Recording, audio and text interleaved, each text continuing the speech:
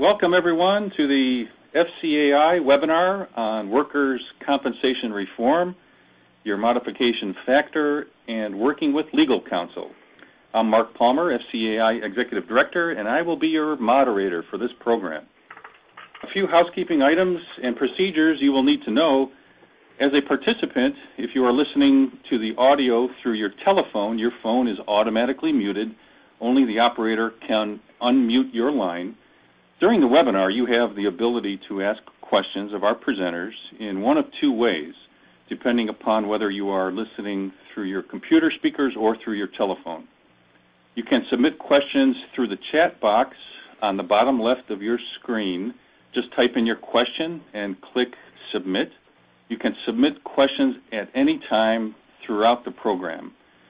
We will also take live questions at the end of all three presenters, and for that you will press *1, and the operator will take care of you then. There are three presenters for our program today. We have a very informative and meaty program, so let's get to it. Our first presenter will be Kim Robinson, Executive Director of the Illinois Construction Industry Committee, followed by Brian Konen of Konen Insurance Agency, and then Ann Stewart of the law offices of Ice Miller. Incidentally, the sponsor for today's program is Ice Miller. Thank you for that sponsorship, Ann. Kim, it's all yours. Well, thank you, Mark. I'm going to start just by reviewing the most recent round of workers' comp reform legislation, which was passed this past May. Some of the major provisions of that bill were that it did establish PPO networks for employers. Unfortunately, it only permits the employer to ask workers to use the network doctors, but it does not require it. So I think from the perspective of the business groups that were involved in negotiating this bill, that was a fairly weak provision. We had hoped for something more restrictive that would lead to a little bit more success than those PPO networks. On the upside, it did provide for a 30% reduction in the overall medical fee schedule. It did establish AMA guidelines, but again, not considered to be the strongest language. We felt that was a pretty weakened proposal. It did put in some good limits on carpal tunnel. It limits carpal tunnel claims to 28 weeks maximum, and that's down from a current average of about 40 weeks. It did strengthen utilization review to prevent doctors from over-treating workers. So there are standards in place now for the extent of treatment that specific injuries should require. For contractors, one of the best provisions, I think, in this reform package was that it did finally put a standard in place for workers who are injured while under the influence of alcohol and drugs, and it's pretty strong language. So no compensation for a worker who's injured while intoxicated. This is another good provision for contractors. It eliminates the lifetime wage differential. From here forward, payments will end when the worker is 67 or after 5 years, whichever is later. It also established a pilot program for collectively bargained workers' comp. This is something the construction industry has been talking about in Illinois for probably 5 or 6 years now. We had hoped for a more extensive program. It is a pilot, so it's going to be limited to 2 unions that will be selected by the Department of Labor, and those have not been selected yet, so we don't yet know which unions will be participating. What didn't get included? These would have been the primary standards that, if you look around at surrounding states that have much more favorable workers' comp rates, these are things that the business group said we would have needed to be able to compete at that level. And one was primary cause, that the workplace injury has to be the primary cause of the injury. We did not get any language to that effect in this, well, no strong language. More stringent AMA guidelines and a much better physician choice. Much more restrictive physician choice, stronger PPO networks would have led to a much stronger program.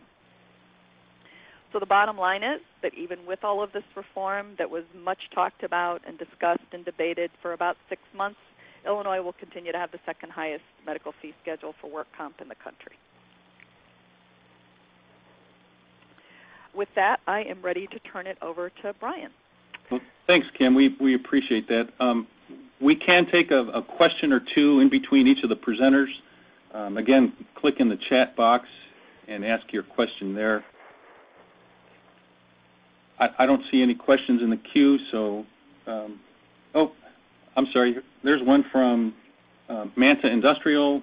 Define intoxicated. Kim, can you do that? I don't know what the definition is, and I will have to refer to the statute and see. So I don't know off the top of my head. On that same subject, if a worker has alcohol in their system, they are still subject to this causation or not? What do you mean by currently? The new laws didn't call for significant causation, but under the old laws, are there any repercussions for that? If you're under the influence of alcohol or drugs, right? Yes. If you're under the influence of alcohol or drugs, the new law has much more strongly worded causation standard for alcohol and drugs. Under the old law, it was very weak, and so even I saw the cases myself. Even situations where a worker was drunk or on drugs, they were pretty successful with a work comp claim. And there's another question from Vandegraft. Is there any chance to toughen up this law down the road? Well, you never want to say never. Just, so you understand the perspective I'm coming from, I worked with a coalition of business interests on this bill for 6 months. We ultimately did not support it.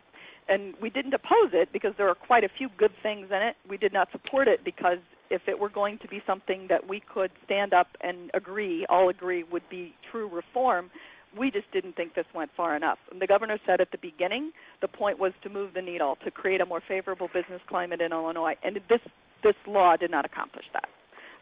Despite a 30% reduction in the medical fee schedule, we're still going to be the second highest medical fee schedule in the country. So that tells you that, things are a little bit out of whack. So I will say that I don't think there's a lot of interest on the part of the General Assembly in jumping right back into this issue anytime soon.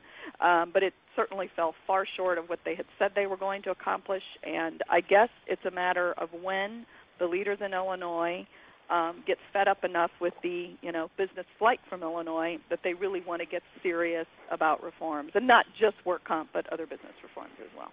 Right. Great. Thank you. Mm-hmm. Okay, Brian, it's all yours. Thank you, Mark. As was mentioned, my name is Brian Konen with Konen Insurance, and going to be addressing understanding and managing your experience modification factor. And as most of you are aware, it's a number that impacts the insurance premium you pay for work comp insurance, and generally work comp insurance is going to be one of the more significant expenses for many contractors. A couple of objectives through the course of my presentation is understanding that this is a business risk and the risk associated with it having a high mod, and what that impact can be to you as a contractor. Understanding how the mod is calculated is helpful in understanding how to best try to control it, and best obviously try to keep that number down to as low as figure as you can get. Understanding how the work comp mod turns out to be more of a financing mechanism than anything else, because there's many times in the day, because you have claims which increase your mod, you end up financing that claim yourself, because with increased mod comes increased premiums to you. And then lastly, talking about strategies and how to try to manage your experience mod as best you can towards the minimum number that you can actually have as a mod. For most employers, as we've talked, it has a big impact on the work comp premium. In experience mod, I think you have a general sense about what it does, but certainly, the way it's calculated, it takes your payroll and your losses and determines your mod, and it's specific to the type of work you do. Roofers are compared to roofers, and plumbers are compared to plumbers. So certainly the hazards of the job that you're working on, what you do, are taken into consideration. You as an employer can influence what you pay by impacting your experience mod. As many people understand, if you control those costs and it can control your claims, you'll have a lower experience mod, so that'll be a credit for you, below 1.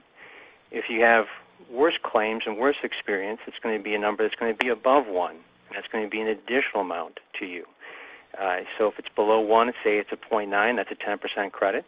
And if it's above 1, it's a 1.1, that's a 10% surcharge. So, certainly we talk sometimes about being a report card. If you're a 1.0 mod, that's not like being an A student. That's certainly much more like a C student, because you can certainly get to a lower mod, and every effort you make towards getting it lower is going to save you money in that process. So you want to work to get to that minimum mod. So the risk associated with having a higher mod, obviously, is you're not as competitive. Certainly, you're paying more for work comp premium than your competitors, and that becomes problematic. And you lose out on business opportunities, because there's certainly situations that maybe you can't bid on jobs because you have a certain mod. This is a kind of an example of a comparison of a company, say Company A and Company B, that are in the same business, that have Company A having a 1.5 mod because they have a number of losses in the past, and a Company B that has a good track record that's got a 0.7 mod. So their expense side on the work comp, Company A is paying $150,000 versus Company B at $70,000. So a significant difference, and that significant difference obviously leads to a reduced competitiveness for Company A, showing that Company A's net cost is 15% of payroll as opposed to Company B dealing with 7% of payroll, and that's obviously driven by that mod again. So, certainly, if you're out there competing for jobs in this marketplace, which is competitive as it is, even these small differences that can be big differences are going to maybe impact your ability to get business. So certainly, the lower cost is going to make you much more competitive. So, and the other aspect about the mod that you'll see sometimes is that you won't even be allowed to work on jobs or bid on jobs if your mod gets above a 1.0, which can certainly happen if you have any type of claim activity. So, you start getting limited to not being able to compete on business that you could do competitively just because your mod's above 1, certainly becomes challenging. And the other aspect about that's specific to contractors is that being especially union shops that have higher hourly waged employees, they generally have what's called a contractor's credit available to them if they keep their mod at 1.0 or below. And that discount can go up to 40%. So on top of the discount of having a modification that's below 1, you have this automatic, I shouldn't say automatic, you have this available to you as a union contracting shop to apply for this every year, but one of the thresholds is you have to have a modification that's 1.0 or below. So that's a significant area that you want to pay attention to, making sure that you can work towards keeping that modification as low as possible, especially if it gets close to that 1.0 and you have that contractor's credit, because you'll be losing that, and that can be a significant loss from an increased premium standpoint. So with all that kind of as background, I hope I've established that keeping that modification at the lowest you can is going to be critical for your success and continued sustainability of your business. So that's kind of obviously laying the groundwork for where, we obviously want to make sure we keep that as low a number as we possibly can. So we say we want to have that low, so how do we do that? How does this number calculated? Generally we're talking about 3 years of payroll and loss information. The current year that you're in is not used. So, as an example, if you had a company that had a policy that started as of 1/1/2010, they wouldn't include the year before that, the 2009 year. They'd start from 08 to 09, 07 to 08, and 06, 07. And the reason they don't include the year you just completed is because they don't have time to actually calculate, because the modification, all the information is sent in advance.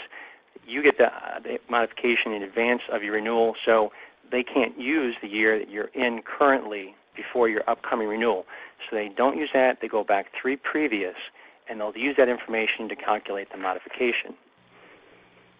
From a standpoint of, we talk in our industry about frequency and severity of claims. You know, when you talk about claims, the frequency is how many claims you're having over the course of that period of time, and severity is how significant or how big that claim is. And from the experience modification standpoint, there is much more impact from a frequency standpoint than there is from a severity standpoint. And the reason behind that is that they figure, you know, companies can have a work comp claim. It's going to happen, you know, generally to anybody. And that claim, if you have it, it can be significant because medical bills can climb very quickly. The concern is, though, if you have a number of smaller claims, it becomes a matter of what's happening from a safety standpoint, what's happening from a management standpoint, on paying attention to what's going on in the field and what's going on in the shop. So as an example of this, give you an example, Company A, Company B again. If you have a Company A with one claim that's $50,000 and Company B with 10 claims that each claim is $5,000, equal that same $50,000. So insurance company has paid $50,000 out to each of these different companies for work comp claims. Company B is going to have that higher modification. And again, that's because of that issue where the frequency is going to be more weighted than the severity of one claim. Technically, they use the first $5,000 of any work comp claim, and they call that primary, and that's weighted heavier than the balance. So again, trying to do your best to control your work comp claims, but you know, obviously the issue there, the frequency is going to be more problematic even than just having one fluky severe claim that, you know, the insurance companies understand that that's going to happen. So you want to try to control, obviously, the claims activity that you have as best you can to keep those down. So one of the things we talk about small claims, you know, I started in 1993, so it's 18 years or so. A lot of contractors, a lot of clients I worked with, they would pay the small claims themselves out of their pockets, and they just, you know, obviously, reason was they want to try to keep them off their modification sheet because they understood how that would impact things. Well, NCCI it kind of figured that out and said, well, how do we address that issue? Well, in 1998, Illinois became part of one of the states that accepted the ERA, Experience Rating Adjustment, and we've approved that plan back in 98. So it says essentially that if you have a medical-only claim, then they're going to reduce the value, the dollar amount spent, by 70%. So if you've got a medical-only claim, you know, it's one of those things they try to take the incentive away from people just paying themselves because they want to have this information be actuarially correct. And they say, okay, so we're going to take that claim that's $3,000, $4,000, $5,000, and we're going to reduce it by 70%. And that's the amount that's going to be used on your experience modification worksheet. The insurance company obviously is still paying the full amount, but from NCCI's standpoint, from your calculation of your mod, they're just going to use 70% of the dollars paid on your experience model worksheet. It'll have an impact, but it won't have a greater impact as it would if they used 100%. So they try to give you some incentive to turn the claims in, have the insurance company handle them, but they get their information then on the experience mod worksheet correct. One of the things about, they talk about medical only. Generally in Illinois, that if the first 3 days, you know, if someone's off work, they get injured, you're okay. It's that fourth day that they get off that they're going to be an indemnity payment paid. And once you start talking about some type of indemnity payment, then it becomes something that's, you know, more than just medical only. So the key there is getting someone back. If it's obviously something significant, you're not going to be able to manage that. But if it's something that's a couple days, the important thing is to get them back to work and get them back to work as quickly as you can, because if you can keep them, if you can get them back to work with only a few days off, then that will, again, be a claim that will be reduced down by 70% and won't impact your modification anywhere as significantly as a claim that it was paid with some type of indemnity payment. It can be a $100 indemnity payment, whatever, you know, it's going to be a small amount. But once they pay an indemnity payment, other than the medical, they're going to take that whole claim and put it into 100% into your mod, and that's going to impact it obviously more significantly than if it got reduced down. So one of the other areas that we talk about when you talk about experience modification and how they calculate this information is that most employers will just focus on their work comp policy, experience mod, this information a few months before the renewal. Well, if you've had any work comp claims, you really need to be looking at this more like 7-8 months before the renewal, because they have this thing called the valuation date. And what the valuation date is that the insurance company will ship off to NCCI the claims information they have and the payroll information they have 6 months before the renewal date of your upcoming policy, or 6 months following the expiration of your past policy. Kind of said the same way. But so your policy ends 6 months later. They're sending all the information for those 3 years previous down to NCCI. So the issue there, though, is that many times when you have a work comp claim, especially if it's any type of size, if it's small and it's handled in course of a week or two, that's great. But these things can turn into something more significant. Insurance companies can be very conservative and put a number up saying, okay, we're going to pay, there's a couple $1,000s worth of medical bills right now that we've paid, but we anticipate having to pay a significant amount down the road, so we'll put a reserve up. And they'll put a reserve up, say, of whatever number, 50,000, 100,000. It can be a significant number. That reserve information, in conjunction with what's been paid, will look like it's been paid on your experience model worksheet.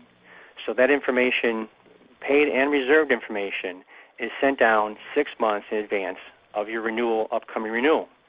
So since that information is sent down 6 months in advance, it's key to be working with your agent and working with the adjusters and find out where that claim is, especially if you have open work comp claims. So if you have any work comp claims that are open, you want to be calling 7-8 months before the your upcoming policy renews to find out where that's at. And the goal of it is to get the adjuster to start taking a look and seeing what's happening on that work comp claim, because adjusters have piles of claims, as you might imagine. A lot of can be understaffed, overworked, and they're going to be working on things that is a priority for them. So if you can kind of be the squeaky wheel, find out. Obviously, you want to find out in advance of that 6-month window, so that they'll take a look at it and they'll say, you know what, I haven't looked at this. We're working with the attorneys, and let me make a phone call. And if you can get that reduced down, if you get that either the reserve reduced down or even possibly closed at a lower number, when that information gets sent from the insurance carrier to NCCI at that valuation date, it'll be lower numbers, hopefully. Obviously, the goal is to get that claim reduced down, get that claim moving forward so they can get that reduced down. So when those lower numbers appear on your experience modification worksheet, you'll have a lower experience modification number. So one of the things that we really work on making sure that we as an agency, and certainly you can work with your agent, you can do this yourself as an adjuster, is make those phone calls. If you've got an open work comp claim, do that 7-8 months in advance. Because if you find out 5 months before your renewal that they took this big reserve of $150,000 and they settled the claim for $50,000, well, all that information was sent down to NCCI 6 months in advance with the higher number, and that there's very little opportunity at all to make that any kind of change to that, so that those higher figures will impact your experience mod for the upcoming year. So just one of those areas to kind of focus in on and try to pay attention to, especially if you've got those open claims that you're dealing with. So, and this is a little bit of kind of what I just covered as far as those claims reserves. They basically, they count just like they're paid claims. So when they have those reserves on, and certainly I work with a number of insurance companies, but they're all kind of in that same mindset at times where they're conservative. They put a number out there, and a lot of times those numbers as far as reserves can possibly be overstated. So certainly working with the adjusters to find out where the claim stands, and trying to get them to get those adjusters to look at those before that 6-month valuation date is one of those things that you can help and work on to keep your experience mod as low as possible. As far as calculation, we talked a little bit about this, but if the policy effective date was 1/1 of 2011, the valuation date for all the previous policies. So this isn't just maybe the policy that a year back, but every policy going back that's used for the experience mod is going to have that same date where an adjuster, the company's going to send all that information down, payroll and claims, And if you have that open claim that's 2-3 years old that's still open, those reserves, that number that's out there, is still going to follow along with that claim and be sent down to NCCI and work towards your calculation of your experience mod. So not only your recent work comp claims, but anything going back that you know is still open is something you have to work on to make sure that you can, that you can talk to the adjuster, find out where that stands. And sometimes you won't be successful, but certainly it's one of those things you have to kind of work into a routine if you do have open work comp claims. Because at the end of the day, the work comp policy tends to be a financing mechanism. A lot of insurance tends to be risk transfer, where basically you say, insurance company, you're going to insure my building, here's my premium. If it burns down, you'll pay me, replace it. But with work comp, you're paying the premium, but as you have claims, your experience mod will be going up, and you'll be paying higher premiums in future years. So you tend to basically, if you have any type of claims activity, you tend then have a higher experience mod, and the higher experience mod will lead to an increased premium for you. So those claims you're having, you tend to, over time, generally pay for at least a portion of that. And this is a slide kind of showing an example of that. If you're looking at that, the employer pays column, if you have an employer that has a significant mod, like a 1.45 in this case, they obviously have not done a very good job controlling their work comp claims, and their mod has jumped to 1.45. Well, if you look to the column to the right where the employer could pay, we have software that can do this, and a lot of agents will work with this. It's called ModMaster, but we'll show you what the minimum modification is for any particular client. And this client could have had a mod of 0.66. So, because of their claims practice, their claims activity, their mod's 1.45, they could, in theory, have a mod of 0.66, which means they have this controllable mod, this basically premium that they're paying because of their claim activity, in this case of $158,000. So it really kind of illustrates and shows that by not managing those claims as best you can, it really can get out of control from a standpoint of what you have to pay from a work comp standpoint. And showing again a little bit of illustration about financing of injury costs and how you, as an employer, when you have claims activity, you tend to be paying for your, some of these things over time yourself. This employer has multiple states here, but if you go the third line down, Arizona. So they had a claim in Arizona of $12,712. So if you take that column and go all the way across, this is basically impacting their modification every year. So year one, it's impacting them to tune about $6,700. Year two, $13,400 is the total cost, and year three, $20,000 is the cumulative cost.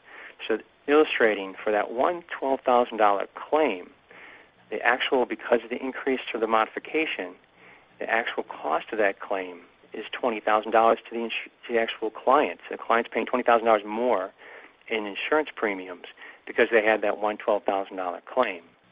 So it just really illustrates, again, that claim activity you have, when it increases your mod, you have to obviously pay more premiums, and over the course of the 3 years it remains on your modification, it can do some serious damage to actually having to pay additional premiums. One other thing I'd like to show on this slide is the last two lines, the Tennessee claims. If you go, basically you have the date and then the actual loss. So actual loss of these two claims. They're smaller claims. $6,300 is one, and $6,200 is the second one. Well, the first claim there, the $6,300 claim, actually had an indemnity payment, so actually had some type of indemnity. It wasn't just medical only, and Tennessee is an ERA state. So this whole reduction of 70% of this claim comes into play here if you have a medical-only claim. So this claim at $6,300 is not a medical-only claim. There's some small indemnity payment, and you take that all the way across to the right, and you see about $16,000 additional cost to the client in their work comp premium because of that one claim. You look at the last line there, similar dollar amount paid out, but that claim is strictly a medical-only claim. And you can see the dramatic difference that shows. We go all the way to the right. The 3-year cumulative cost to that claim is about $5,000, $4,700. So that's the significance from a standpoint of getting somebody, back in the shop, back to work, not having any type of indemnity payment, and getting that done on a timely basis can impact from a standpoint of reducing the impact to your mod, and then obviously reducing your cost and premiums over the course of 3 years.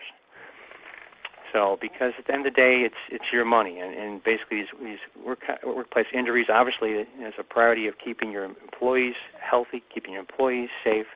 But those injuries obviously impact your operation from an operational standpoint, getting work done, but also eventually will come back and actually have additional cost to you from a standpoint of additional costs on the work comp policy.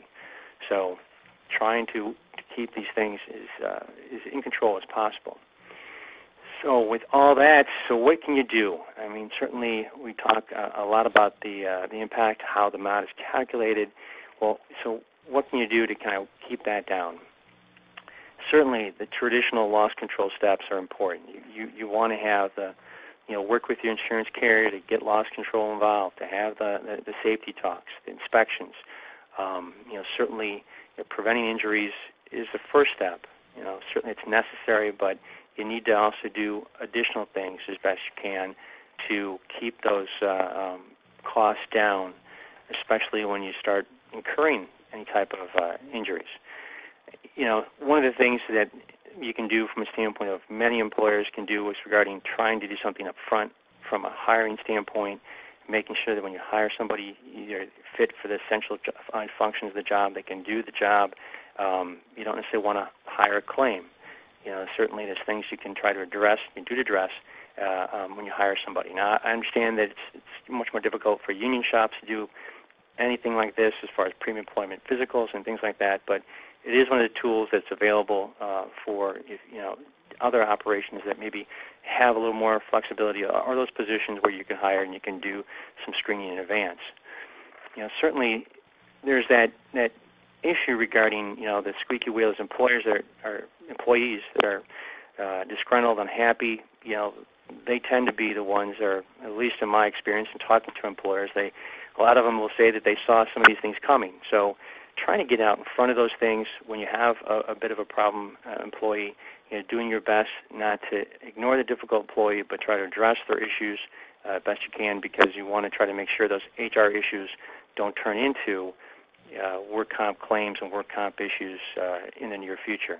So the other thing about getting in front of these things is getting the claims reported promptly and getting things taken care of in a quick fashion, because you got to get the medical providers involved. You got to get the claim turned in.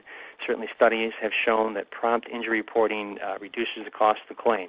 You let these things drag out, it certainly can blow up much worse than if you got it turned in and you're communicating with the employee and you're basically telling the employee that you're an important part of the team. Show a level of care and concern to the employee that they're not just off work at home watching TV, disengaged, seeing the next attorney on TV asking, hey, if you've been injured at work, call me up. So you want to try to keep them engaged, try to keep them part of the family from a standpoint of the employment level, and certainly from a standpoint of owners and supervisors, making sure that they keep engaged with what's going on from a standpoint of that employee.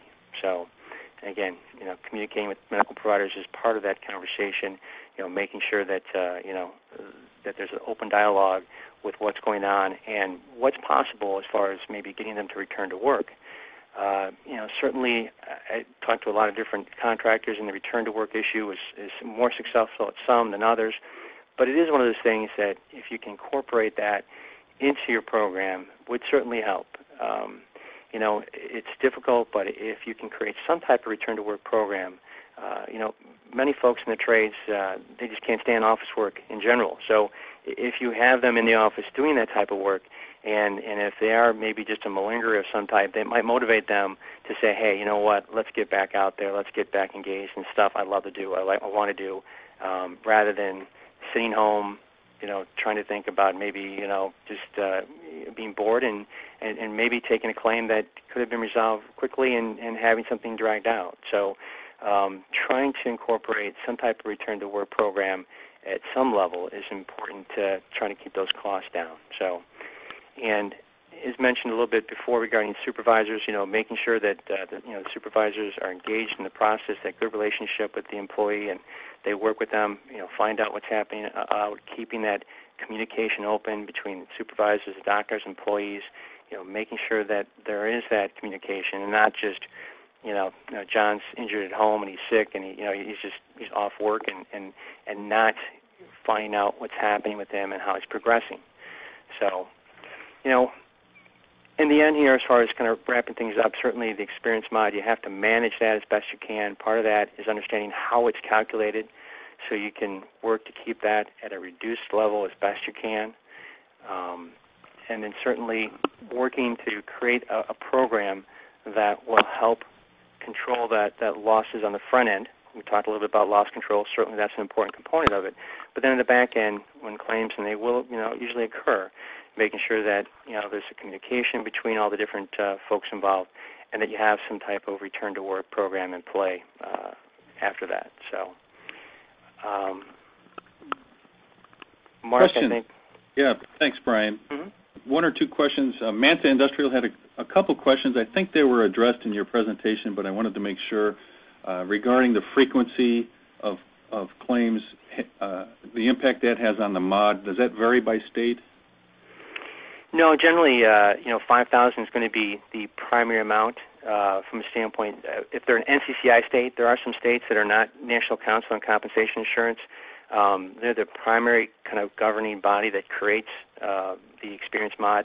An experience mod worksheet is created by them, but not all states. But I'd say a majority of states are NCCI states, and that 5,000. Now, I say that they actually just recently came out with a notification that they are going to be increasing what's called that split point, basically between primary and excess. Primary being, basically that first 5,000 is the most significant. Excess being that other part above the 5,000. It's part of the experience modification calculation, but doesn't weight as heavily.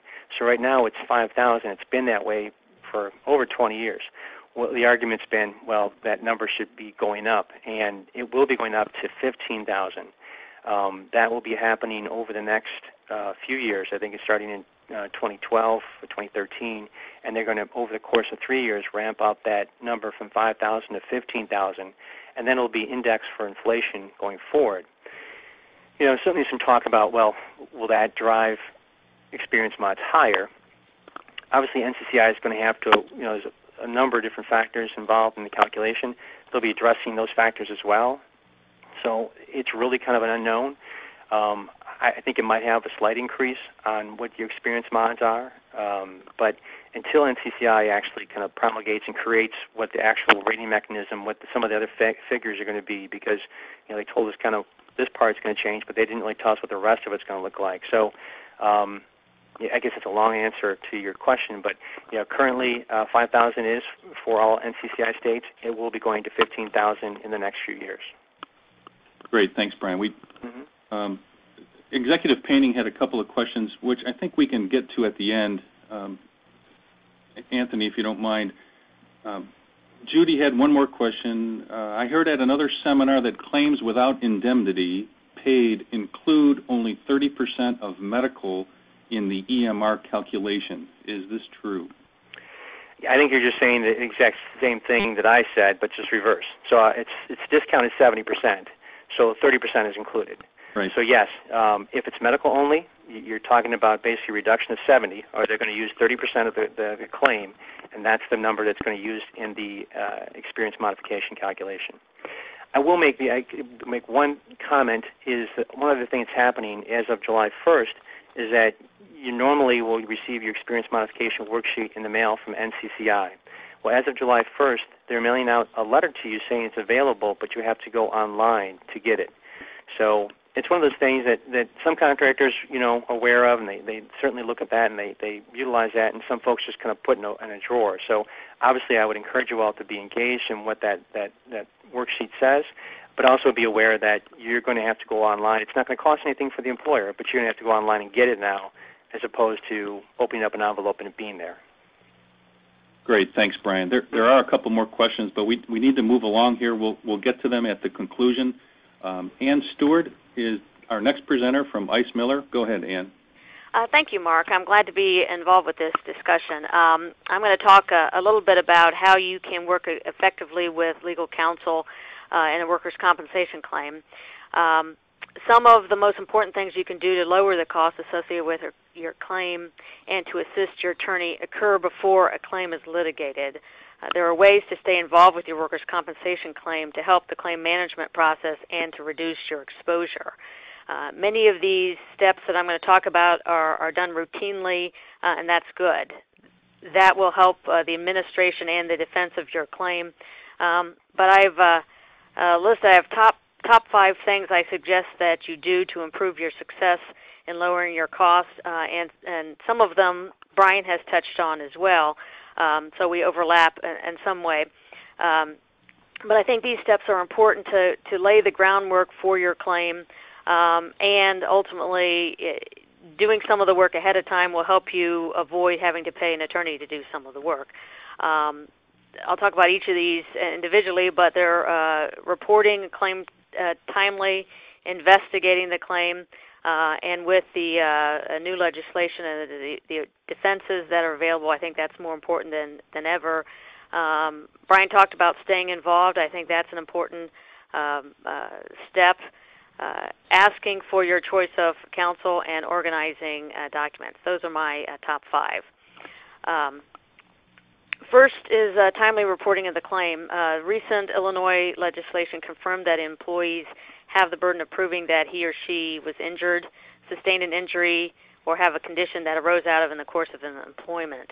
If an employee tells you that you have an injury which he or she attributes to the work, take it seriously. And this may sound very basic and simple, but some people I have heard say, I don't think it happened, so I'm not reporting it. Filling out the paperwork and notifying your carrier does not mean that you agree with what the employee says. And it's okay to note that on the form that the employee said it happened this way, but I don't believe it happened that way. The important thing is to report the claim promptly to your carrier. Another important thing to remember is if you don't report the claim, the carrier could deny the coverage because you didn't report it. You don't want to come in, before the commission and then have to explain why you ignored a claim. That could expose you to more penalties. So I think that's an important first step is to take it seriously if someone says that they have sustained an injury that they attribute to their work. Secondly, investigate. You know your business and your employees better than anyone. I've heard people say I have insurance that takes care of that, but don't simply turn your claim over to the insurance company and forget about it. You'll want to rely on your carrier and your attorney to advise you on the more subtle aspects of the compensability, but you should stay involved, and this starts with your investigation. Questions I put here is, do you have a process for reporting a claim? Do you have a form? Do you have a dedicated person who handles these claims and who has been trained in how to investigate and take the information down? Again, you have the best ability to understand whether the claim makes sense, what's going on in your workplace. Does the mechanism of injury relate to the work done? Does the claim make sense, as I said? For instance, if you have someone who says they got injured lifting an overhead door, is that something that's part of the employee's work? You are in the best position to kind of gauge that. I know there have been some recent carpal tunnel syndrome cases in Illinois. The legislature has addressed some of these with the limitation of hand injuries. But again, is carpal tunnel repetitive injury, is that something that could be caused by your work? Another example is strained back because of repetitive twisting, bending, and lifting. Is that part of the work, or are there other factors involved? So whatever you can do at the beginning to investigate, to do the legwork is important.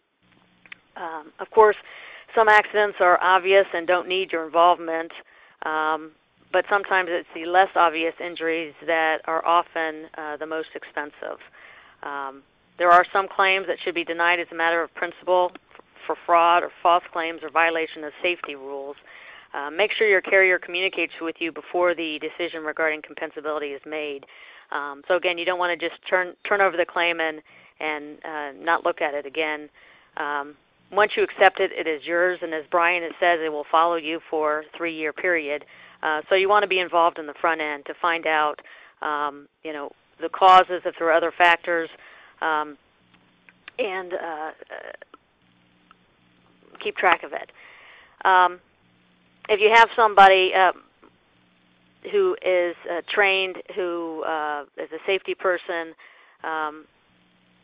you should look at every investigation. Maybe you can find some trend. Or you should look at every injury, maybe find some trends, and avoid accidents. Post-accident investigations are important. You need to document the allegations, take witness statements. This is particularly important if, for instance, the employee's symptoms change over time. It's good to have a baseline of what they said the day or close to the time where they said they injured themselves. This will also help you determine the cause of the injury or if other factors were involved. So the investigation is an important step to identifying affirmative defenses, credibility issues, and perhaps identifying if there are some pre-existing conditions involved. As I started saying, it's important to investigate the injuries, look for trends, and avoid the accidents from occurring. Obviously, avoiding accidents is the most economical way to reduce your workers' compensation cost. It's important to build safety practices in the way you do business, and I just can't overemphasize that point. By avoiding accidents, you avoid workers' compensation claims, lost days, costs in your health insurance. So again, if you have a safety person involved with your investigation, they can help you identify trends, suggest changes, and perhaps avoid additional injuries. And that will, of course, lower your rates. So there's nothing you can do more that would have a larger impact to your bottom line than having an effective training program and avoiding the cost to your mod and your experience. Having a modified duty work or return to work program is an effective way, as Brian says, to get the employees back to work. I believe that having processes with a return to work program, getting people back to work, staying involved with the claims goes a long way to avoid having claims litigated. I believe a lot of folks file applications because they feel like they've been ignored or they haven't been taken care of appropriately.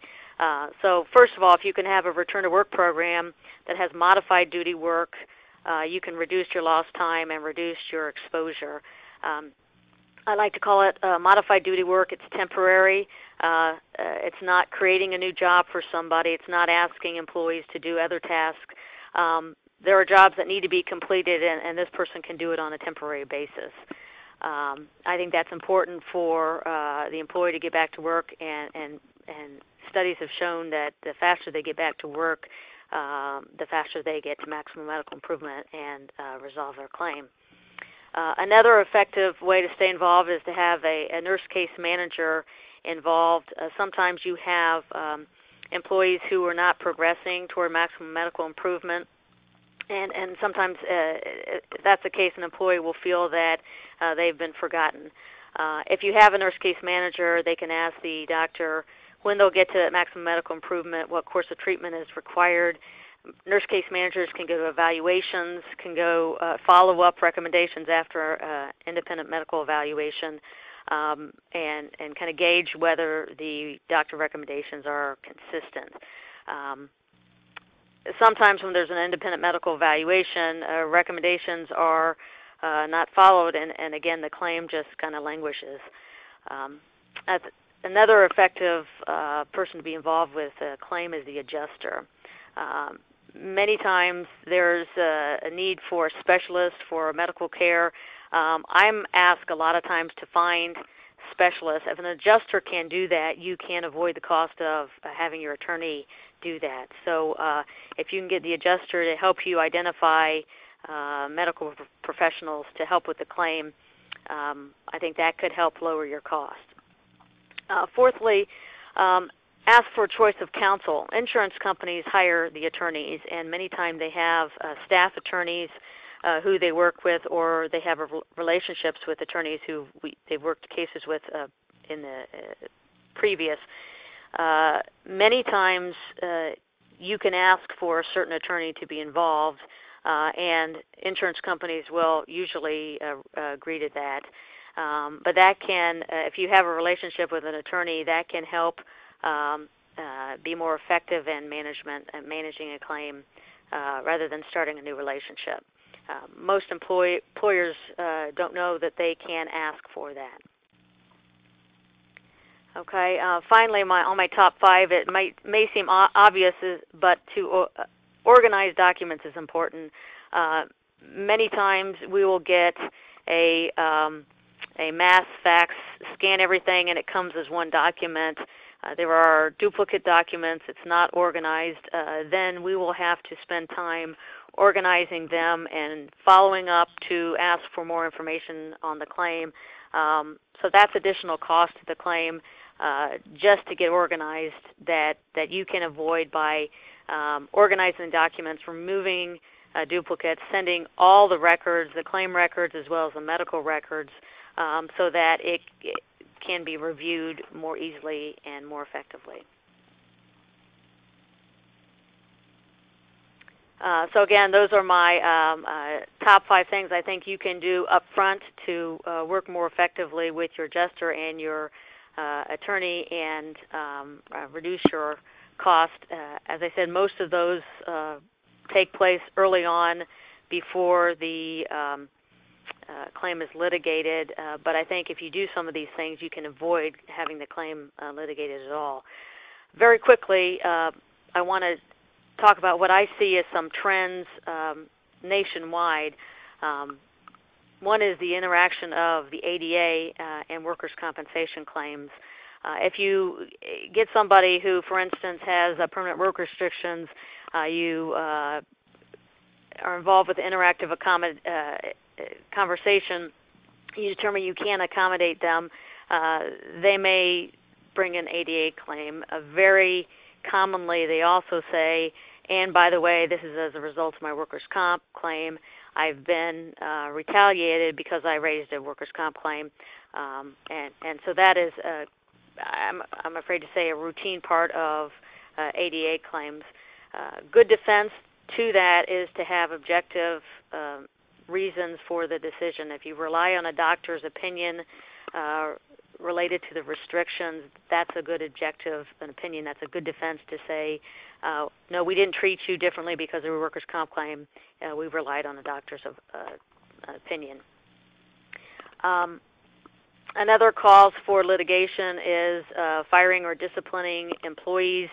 Some people are afraid to go ahead and discipline somebody for a safety violation if they have a workers' compensation claim. I want to remind everyone that they should discipline for safety violations, even if it involves a workers' compensation claim. They just need to be consistent with the discipline, and that will go back to if you get a retaliation claim, you can show objective data. We treat everybody this way. We're very consistent in applying the discipline. I talked about the investigation early on. I think with the changes in the legislation with the new affirmative defense for drug and alcohol, for intoxication, we'll see some more litigation testing that. One of the questions was, what does intoxication mean? And I'm sure that will be tested. So I see that as coming down the pike. So again, I want to emphasize how important it is to do your investigation early on, so that if you're going to deny a claim on the basis that the intoxication was the proximate cause of the injury, then you need to have some good documentation. And again, I would want to emphasize that you should discipline somebody if that's a violation of your work rules, consistent with what you've done with other folks. So very quickly, that was my top 5 things you can do to help reduce your attorney's fees, as well as hopefully reduce your experience or your mod rating on your claims. Great, and thank you. We do have time for some questions here, and I've got a few in the queue. Again, to ask a question, use the chat box on the bottom left of your screen. In addition, if you're listening from your phone, you can hit *1 to ask a live question as well. Executive Painting has a few questions here. Does anyone know the average cost of workers' comp per $100 of payroll for a painting contractor? I should probably know that off the top of my head. I apologize. I'll see if I can dig it out real quick. Okay. And while you're thinking about that, Brian, second question, contractor credit is in addition to the Illinois credit, question mark? Well, Illinois credit, it's Illinois contractor's credit, so we could be talking about the same thing, but the contractor's credit is in addition to the credit you get from the experience mod, and in addition to any credit that the insurance carrier might give you just for being a wonderful client. So there's what's called scheduled credit, which is credit that the insurance company will just give you. And then there's the experience mod, and then there's contractor's credit, which is addition. And the contractor's credit, they have to give you, there's no option on that if you qualify for it. You just have to complete the paperwork each year, and it's not too difficult. Great. A question from Lene Decorating. We have not had a claim in over 10 years. I hope you've had a lot of clients since then. Pardon me. And our mod has gone up the past few years to 0.96. Why is that, and how do we reduce it? More payroll. What happens when you don't have any claims and your mod goes up, essentially the payroll that's being reflected on your experience mod worksheet is less generally. So if you, say, lose a year that was a high payroll year, and you add a year that was a lower payroll year, and all the other things being equal, no claims, you're going to have a mod go up a little bit. Likewise, obviously, if you had a year that that dropped off, that was a low year, and you added the big payroll year, again, no claims, your mod's going to go down. So payroll has that impact on increasing your mod. And obviously, with the environment we're in right now, generally, if you're going back 4 years, you had maybe years that had more activity and more payroll. I shouldn't say activity, but more payroll. And those are maybe dropping off, and you're adding years that are less payroll. Great. Thanks, Brian.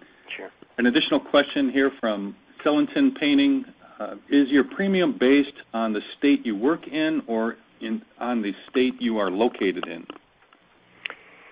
Generally, the state you work in, from a standpoint of, if you have employees in California and they're doing something, they're going to use the rates in California for that class code. So okay. Illinois tends to have the highest class code, so, generally, the highest rates than our surrounding states. But certainly if you have an employee that works in Wisconsin, you can certainly list Wisconsin as a state on your policy and list a payroll reflecting their payroll in Wisconsin. Great. An additional question here. You can reject a claim if it occurs because of not following company safety manual or protocol? That really depends on your investigation. If it is, you may have some affirmative defenses, and you may be able to reject it if they have deviated so far from their work. They have to prove the injury arose out of and in the course of their employment. I think I said you may discipline somebody for, and you should discipline somebody for not following company policy. And it may be an affirmative defense for you to also reject a claim if there's a deviation. I think it's probably going to be a pretty high hurdle because they're going to say nobody ever followed that policy, nobody's ever been disciplined, or I didn't know about that. So there may be defenses for you, and that's something to maybe have a question offline if you have more questions about that. Sure. Mark, I'll go back real quick. The manual rate is $13.07 for painting in Illinois. So that's the NCCI, that's the manual rate per 100 of payroll. And insurance companies can use the NCCI rate, or they can deviate off it as their starting point. So some companies will, if they like that class and they want to write a lot of that business, they'll start their starting point for their rate might be lower than 13.07. Some carriers that maybe don't want to write painting contractors might have a higher rate than NCCI. They still might write it, but their starting point might be higher. And then on top of that, the insurance companies obviously can do different things as far as adding credit or even what's called added debit, or basically increasing the rate just based on what their take is on that class of business and that client. So, but the base rate is $13.07. That's effective currently in NCCI. We have heard, I don't know when they're going to be filed, but I think it's coming down the pipeline that about an 8% reduction is going to be attributed to the rates based on the work comp reform we just had. The issue is going to be, again, more whether the carriers are going to take that rate decrease or if they're going to keep with their current rates they're at right now. Because a bit of a quandary that the carriers are in, quite frankly, is that while it's an expensive line item, a lot of insurance companies, especially with contractors, are losing money on work comp. So if anything in our industry, there's really been not much talk of prices firming or going up, but the one line of business there's been conversation around is really work comp. And so while possibly you might get some base rate reduction, the insurance companies might be are inclined to start pulling back some of the credit they've been giving out on work comp, because as an industry they're losing money. Industry-wide, I think the number is like $1, I don't know, maybe $1.18, $1.20 of money going out for claims for every dollar they're taking in for premium. So and that's industry-wide. Certainly there's carriers out there that maybe are still making money, and that they might be more inclined to not pull back their credits or pull back their discounts. It's just going to, but industry-wide, you're starting to see that trend. Great, thank you. Mm-hmm. I see one additional question here, and then I think that's all we're going to have time for. Is it reasonable to expect the adjuster to provide documentation to counsel? Normally, by the time legal counsel is hired, the adjuster has all the documentation. When counsel asks for me for the file, I usually give it to the adjuster to handle. Should I be doing this myself? Is it reasonable for the adjuster to do it? Yes. There are probably occasions there are things that you will not be given to adjuster. If you have taken statements of witnesses or you have a description of what the job is, that might be a reason to go back to you. But if you've turned your whole file to the adjuster, then it's reasonable to assume that the adjuster will turn the whole file over to counsel.